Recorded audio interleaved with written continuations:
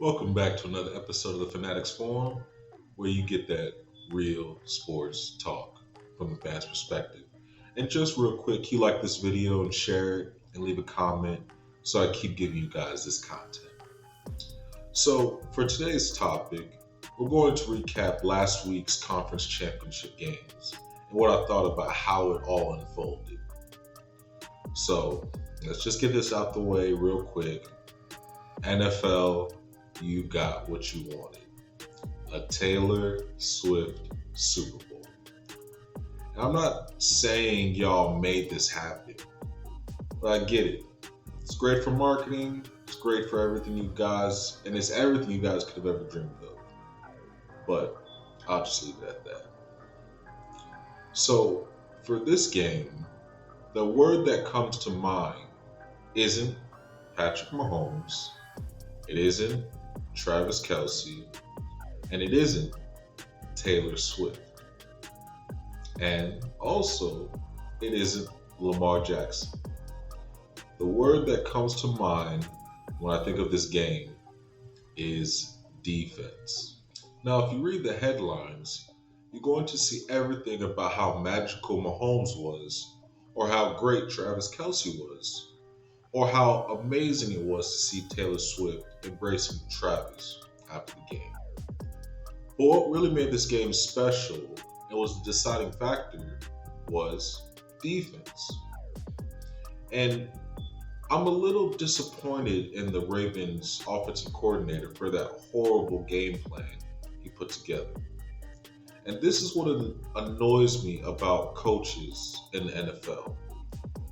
If you're successful doing something and you've done it all year, why would you all of a sudden change what you do best? I get it as a coach, you sometimes want to make a statement and prove that you are this to the other team. But for the Ravens OC, you picked the worst time to try and be a pass-heavy offense. The Ravens during the season ran almost 50% of the time, which was number one in the NFL. They were ranked third in rush yards per attempt. They were number one in rushing attempts per game. They were number one in rushing yards per game. And they were fourth in rushing touchdowns. You would think if you did all that running that you would try to dominate KC by doing the same. But no. They decided they wanted to throw the ball when realistically they aren't good at it. This isn't a knock on Lamar's throwing ability, but it's a knock on the coaches for not understanding how you got there and what you need in order to beat teams. Baltimore is one of those teams that has a top defense, and for that top defense to thrive even more, Baltimore needs to dominate time of possession and score early and often so that it puts more pressure on the opposing offense, which in turn leads to turnovers, which benefit Baltimore even more. But what happens if the Ravens aren't doing that? Now it's more pressure on the defense to have to create turnovers, which didn't happen versus Kansas City. But do you know who did get turnovers? Kansas City's defense got turnovers. They got three of them. One, they got from Zay Flowers when he stupidly dove into the end zone and where they forced a fumble because he dove into the end zone. They got another one from intercepting Lamar on the last drive where he needed to score. And they got another fumble off Lamar that put Kansas City in their own red zone. So like I said, defense was the deciding factor. They can give all the credit to Mahomes, and he played a really good game.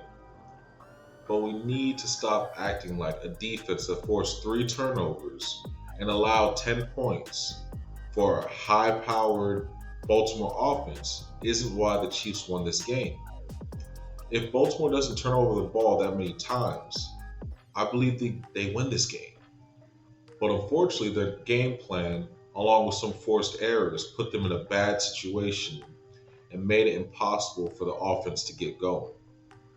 Realistically, I feel really bad for Lamar because he goes into this game the favorite to win MVP, has the top defense in the NFL, finally has the weapons that he needs, and still comes up short. It's going to be hard for Lamar to bounce back from this because honestly, this was the best team I've seen him with. And to lose like that won't sit well with a lot of people and could potentially keep him from winning the MVP, even though it's a regular season award. But enough about that game. The game that made me the angriest was the Lions 49ers game. And the reason I'm so mad about that game is because how it ended. The Lions at one point were up 24-7 at halftime. And you know, in most games, if you just gotta keep scoring consistently, and you can easily win the game. That's all they had to do was keep scoring consistently. But what I watched was a complete meltdown by the Lions. This is what happened the next few drives. On the opening drive of the third quarter for San Fran, they get the ball and they get a field goal out of that drive. So now the score is 24-10. Still manageable, but you need to score this drive because if you give up a touchdown, now you just need to score another one and now it's tied. And what did the Lions do?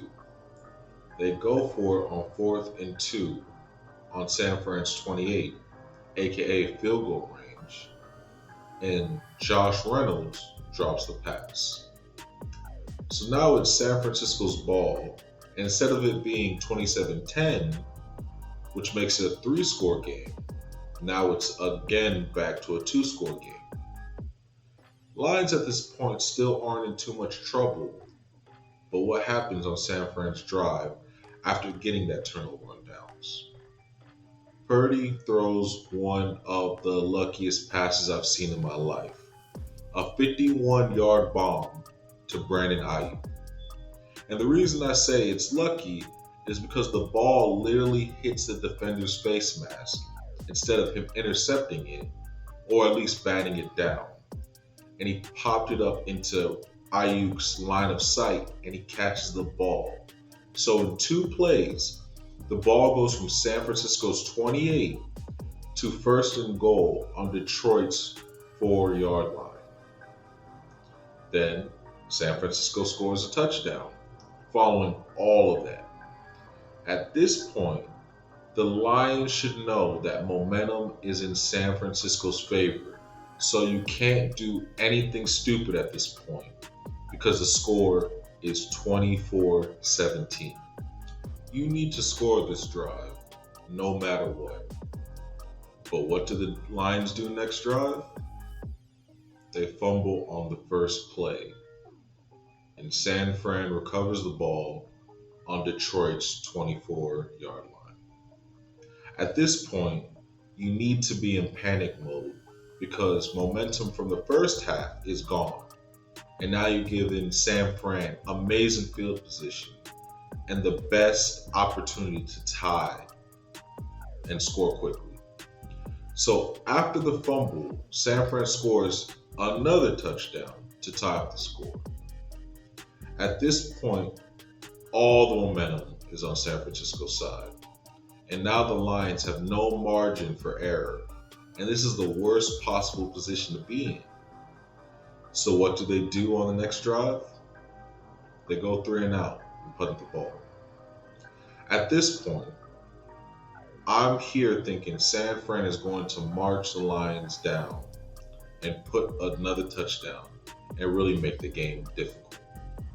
But the Lions defense comes through and gives up only a field goal, and now the score is 27-24. That is very manageable. All the Lions need to do is put together a strong drive and they can tie the game. But what do the Lions do?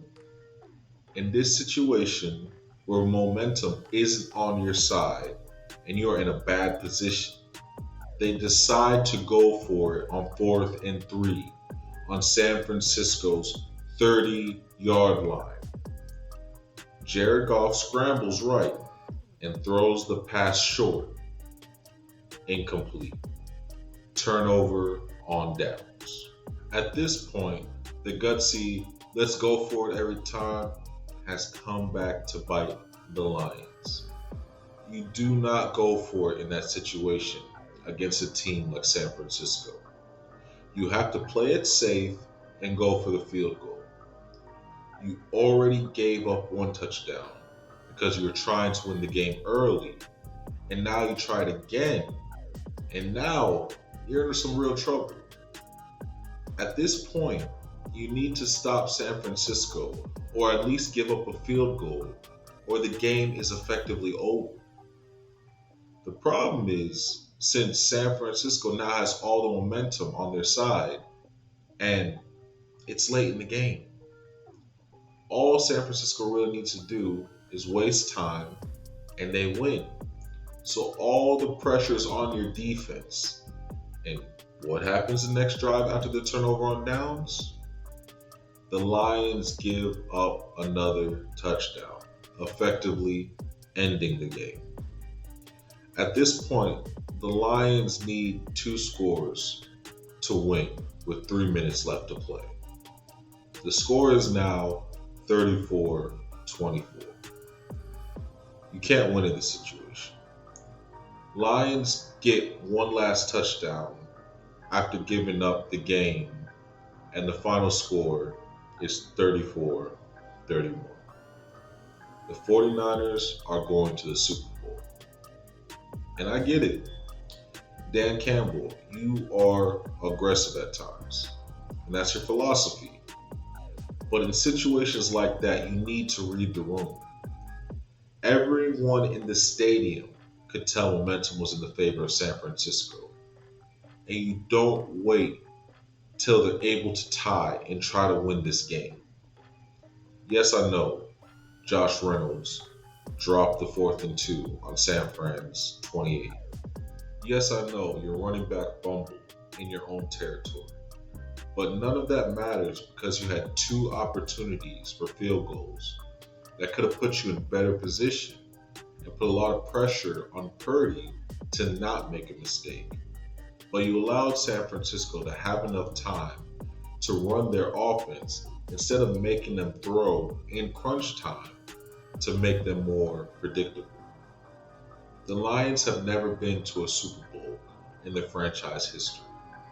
And that moment was taken away from the fan base by poor decision making. I think the Lions have the coaches and players to make another run, but in the NFL, nothing is given. And this may have been their one real shot to the Super Bowl. We'll have to watch and see, but I'm super disappointed in Dan Campbell and the Lions for allowing that comeback in the first place. They had the game and should have steamrolled the 49ers, but instead, you allowed them to come back into the game and win in spectacular fashion. For me, after that Brandon Ayuk catch, I would have went into a super conservative mode, because when you see plays like that happen, you know it's going to be a long game.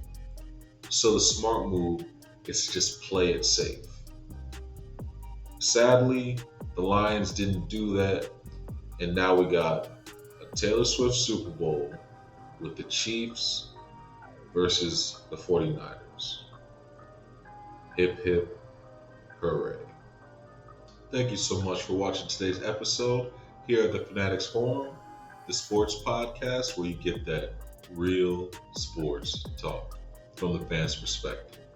I'm your host, Mecca Mike, and don't forget to follow me on X, aka Twitter, Instagram, and subscribe to the YouTube channel so I can keep giving you this unfiltered content. Thank you again, and see you next time. I'm out.